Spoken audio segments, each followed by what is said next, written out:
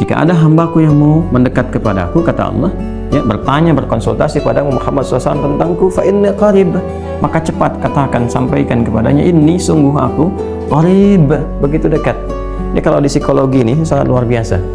Ya, kalau Anda bertanya begini, Ustadz Adi jadi datang nggak, gitu kan? Lalu dijawab oleh Anda, beliau sudah dekat, kan? Dengan jawaban yang kedua, belum ada kabar nih, kan? Bukankah jawaban pertama memberikan kesan berbeda kepada hati? Sudah dekat, ya kan?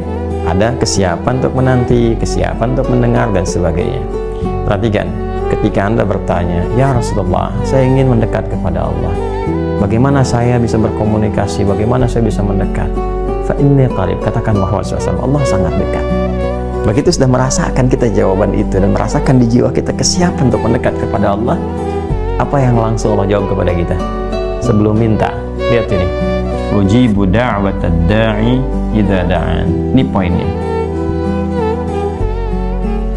Ya, biasanya motif orang mendekat kepada Allah kan dua, ya kan? Kalau bukan meminta, dia bertobat, kan?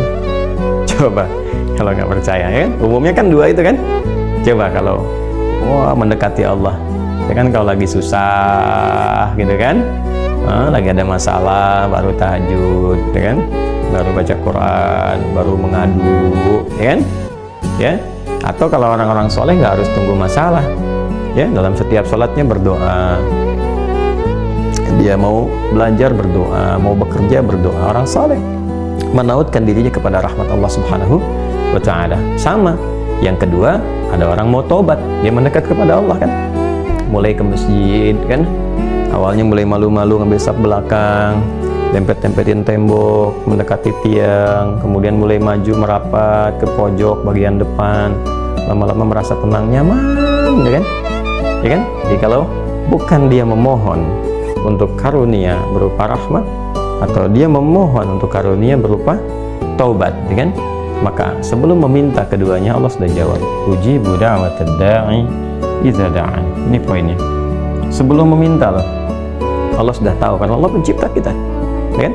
Dan menggunakan fi'il mudhari, ujib. Ya. Karena ini idza ketemu sa'ala, maka langsung dijawab pakai mudhari, ujib. Baik yang sekarang, berkelanjutan, sampai kapanpun engkau meminta kepadaku, ujib, aku pasti akan jawab.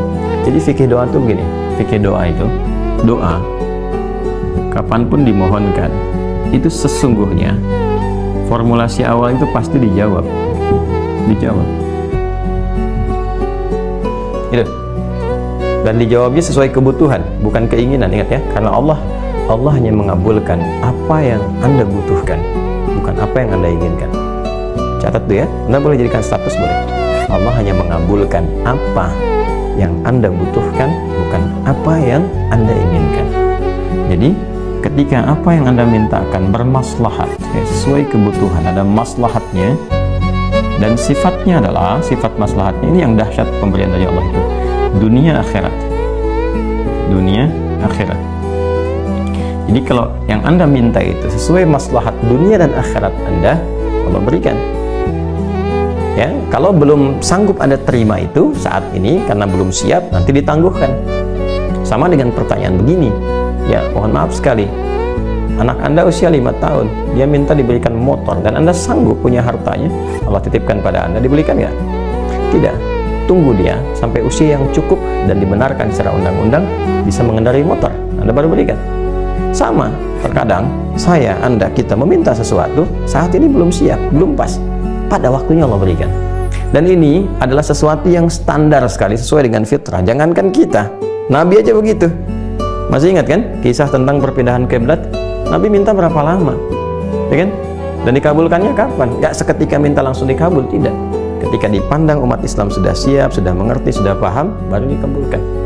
Ya, teman-teman sekalian, kurang lebih 1 tahun 6 bulan lah baru dikabulkan itu. Ya, kembali ke sini teman-teman sekalian. Jadi doa itu standarnya dijawab. Kalau nggak baik untuk dia di dunia, diberikan di akhirat, kan? Nah, kalau ada doa yang tidak dijawab, itu baru masalah. Kenapa orang berdoa nggak dijawab? Padahal itu sesuai kebutuhan dia. Nanti ada banyak hal faktornya, dan di banyak hadis sudah menyebar. Ya, ada yang terkait dengan konsumsi yang haram, mat'amu haramun, masyrabu haramun. Kemudian malbasu haramun wa ghudhiya bi haramin, dalam salah satu hadis yang sahih, bagaimana bisa dijawab? Makanannya haram, minumannya haram, pakaiannya haram, dan perangkat hidupnya haram. Ternyata yang haram itu menutup, menjadi hijab. Ya bukan gak dikabulkan, begitu dikabulkan mental.